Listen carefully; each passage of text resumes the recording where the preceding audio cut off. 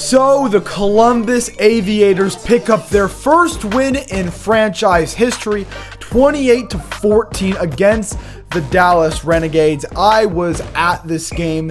It was very fun. There was not as many people there as the home opener. The home opener had around 15,000 people. The other night had around 9,000, so not as much. The upper decks were closed, unlike when they were open for the home opener against DC, where we got blown out. But we pick up a win, upsetting the #1 team in the UFL. I'm going to post I have a little 4-minute vlog. If you want to skip over, it's like 4 minutes long, you can, if you don't care about seeing any of the highlights from when I was in the stadium. But we had like bottom deck 50-yard seats, had some of the best seats in the entire stadium. It was awesome. It was really cool. But before we get into any of that, please hit the subscribe button. We're trying to get to 300 subs before the end of the school year and before beginning of summer. I think we are, what, 21 subscribers away. So if you want to help us get it, that would be amazing. Also, remember to hit the like button before you leave. It means the world to me, and it makes YouTube promote my videos to other people, which helps grow the channel, which really, I mean, that's why I do this. I want to grow the channel. Also, if you are a college football fan, hold on. If you're a UFL fan and you want to see more UFL content and you want to see your team covered specifically, that's not the Columbus Aviators, let me know down in the comments, because I want to kind of talk about the entire UFL week. And then if you are a college football fan and you are interested in the college football debate off, where one fan of the show and one fan of a team fan base will represent their team. So let's say we're going to get one LSU fan and we're going to get one Michigan fan. They're going to have their own video debating against each other. They'll be on the show. Winner moves on to the next round. Whoever wins the entire bracket and the entire YouTube series gets a little bit of prize money, maybe something like $100-200. So if you are interested, please let me know that you are interested and what team you want to represent. But going back to kind of the UFL, I want to play a 4-minute vlog of my experience of going to the Old Crew Stadium for my second UFL game in Columbus Aviators' first win.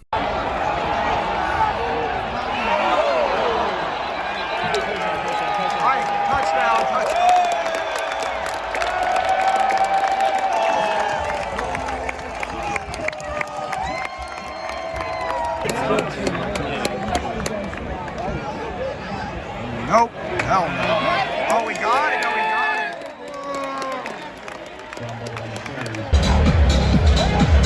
I'm sorry. Oh, no.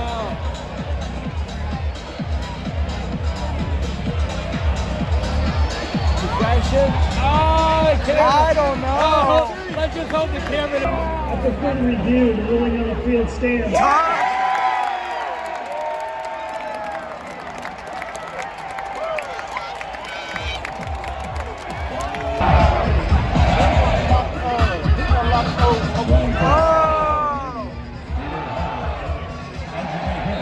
Back to receive.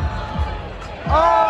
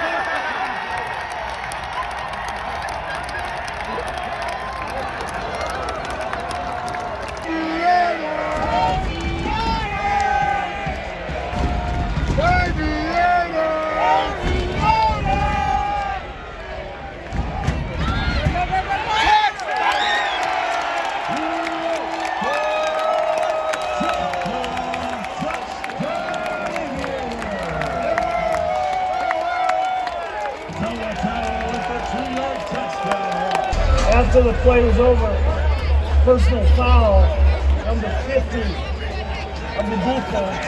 That 15-yard penalty.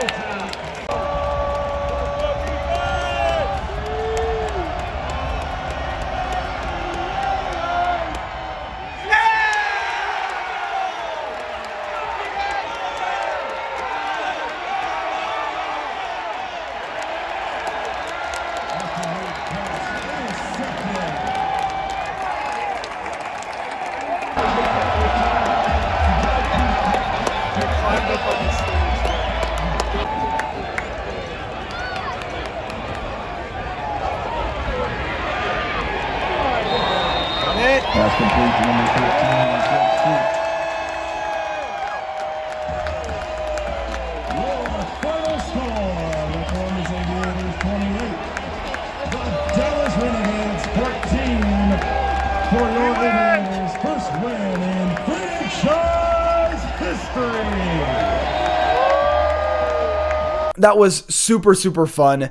And it was such a big improvement from what we've seen out of the Aviators the past couple weeks. I mean, the being able to run the ball, you weren't able to run the ball and you weren't able to stop the run. Well, the defensive tackles played very well. They had 2 sacks and they stopped the run the entire game. Dallas was not able to run at all the entire night. I will say their head coach was very honest. Greg Neuheisel, I think he's a great coach, but was very honest that he's like, yeah, they beat us. We played bad. They deserve to win. Congratulations. But also, this was their 3rd game in 11 days. And that, I mean, usually you play 2 games in 14 days, having to play 3 games within 11 days, traveling across the country.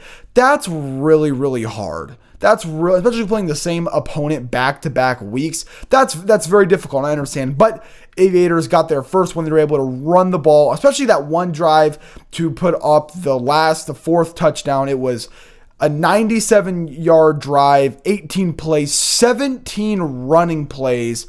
Absolutely ran it down their throat with Tua Toa and John Lovett, who won the MVP, ending off with a Tua Toa rushing touchdown. Also, earlier in the game, Jalen McClendon played much better this game. If I bring up the box stats, or the box score stats, Jalen McClendon had 126 passing yards and a touchdown. He did have a fumble, and this dude fumbles all the time. It's so frustrating. He fumbled at the goal line. It gets recovered by an offensive lineman in the end zone. He also tripped over himself, which had to lead to a punt, and then he tripped over himself again on the handoff at the end of the game. John Lovett, 15 attempts for 80 yards. And then Elijah Mack, the tight end, had a very nice, he was the leading receiver, but had a very, very nice play as McClendon had a couple cross-body throws on the bootleg, which was really nice.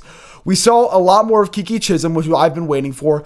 I don't think Tay Martin made a single play at all tonight.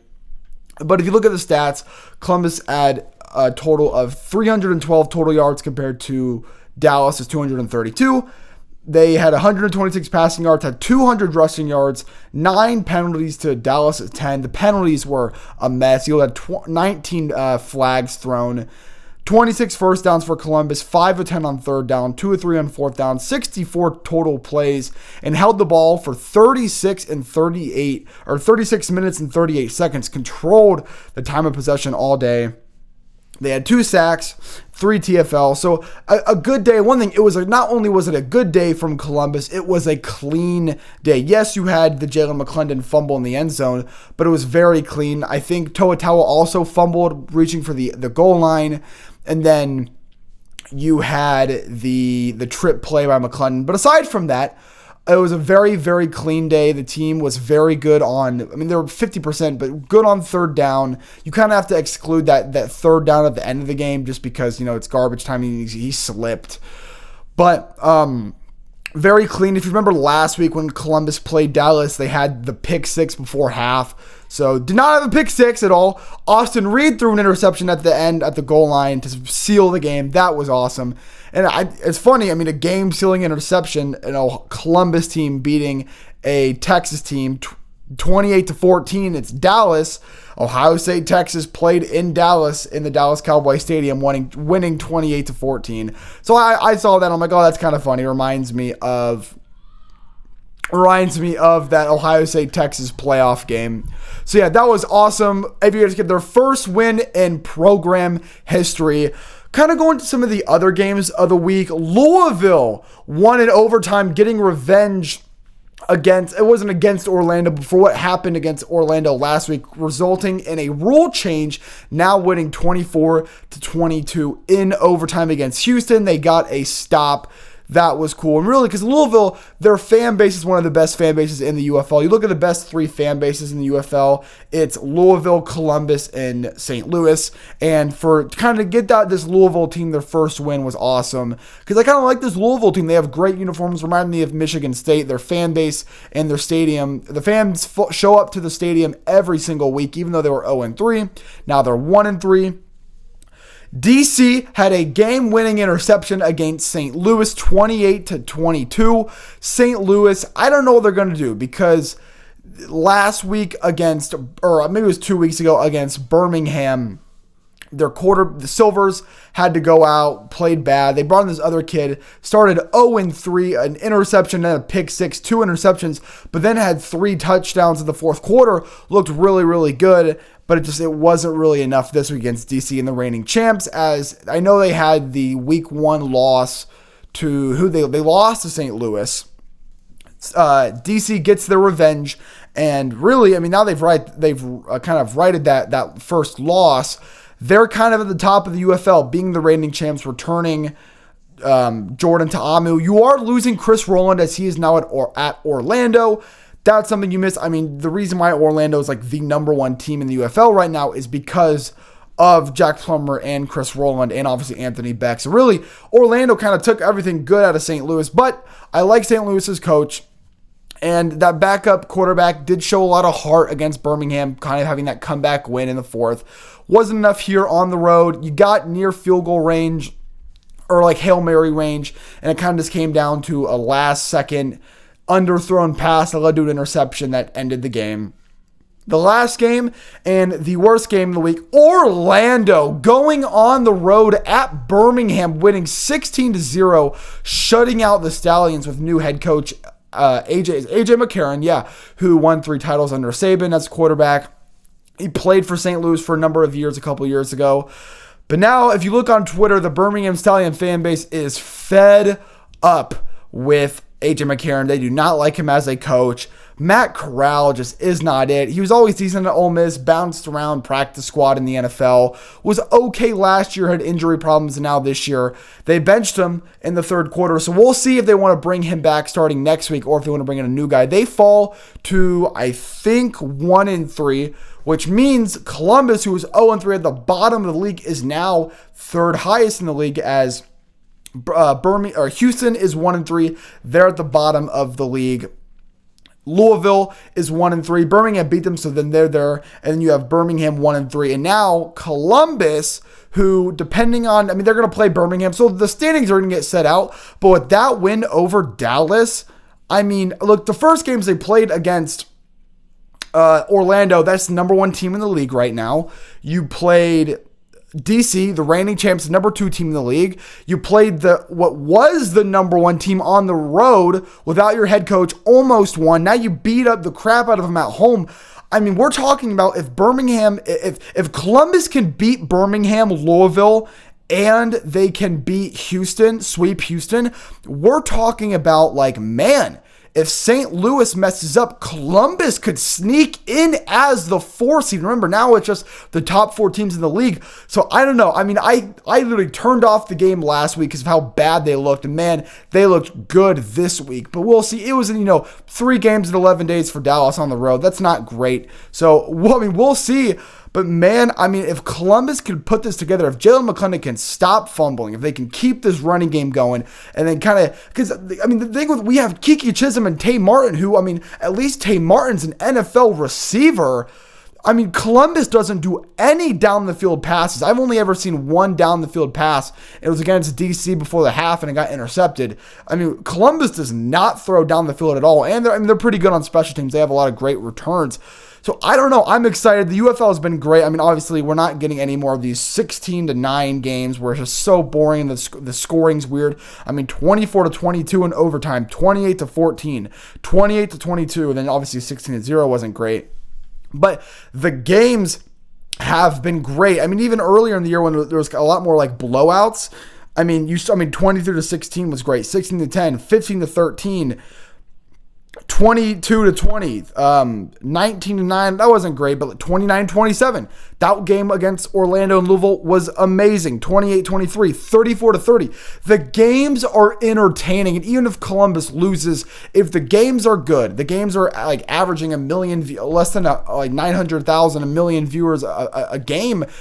That means the league's winning, and when the league's winning, we win. We are winning. I've been a spokesperson for the UFL for 3 years trying to get my family involved. I went for my spring break all the way down to Arlington, Texas to watch my now erased San Antonio Brahmas play the Arlington Renegades. Now for Columbus to have their own team, fans are showing up not just for the home opener. It's great. I love the UFL. And if you guys want to see any more UFL content, let me know. But again, that's all I have for you guys today. Please hit the subscribe button and the like button. Also, if you are interested in the college football debate off to rep your personal team's fan base to debate other fans in a playoff style bracket where you'll be able to be in your own video, let me know. Winner gets a little bit of prize money, maybe couple hundred bucks. So let me know if you were interested in that and what team you would represent. But again, that's all I have for you guys right now. I will see you guys all later. And as always, thank you.